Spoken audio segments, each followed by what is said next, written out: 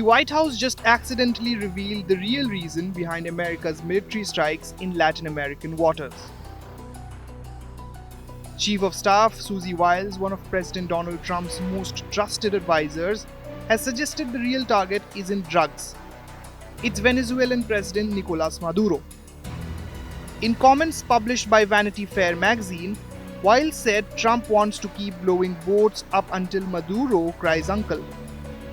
Her exact words, "People way smarter than me on that say he will." The statement directly contradicts the administration's official narrative that these strikes are part of an anti-narcotics campaign.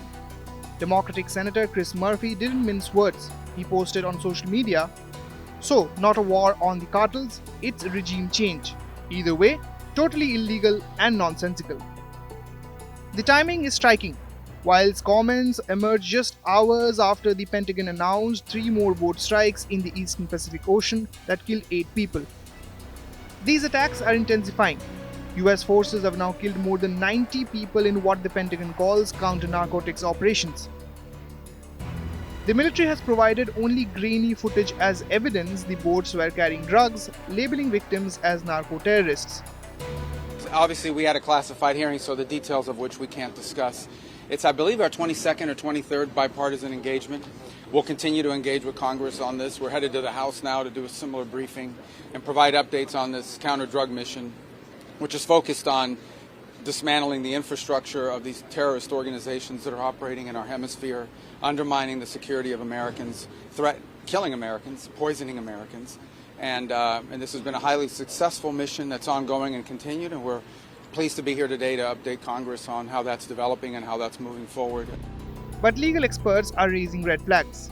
They say targeting vessels in international waters likely violates both US and international law, amounting to extrajudicial executions. UN experts issued a scathing report last month. They stated these attacks don't appear conducted within the context of self-defense or armed conflict, violating fundamental human rights law, prohibiting arbitrary deprivation of life. The escalation is unmistakable.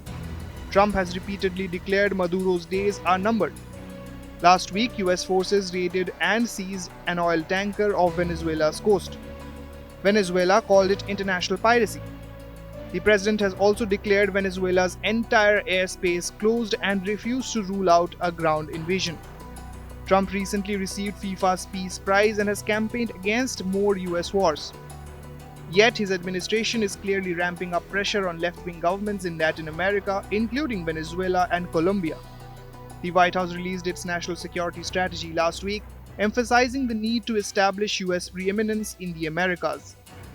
Maduro has accused Washington of creating a pretext for war, though he's expressed openness to diplomacy while rejecting what he calls a slave's peace. The stakes are enormous. Venezuela sits on massive oil reserves.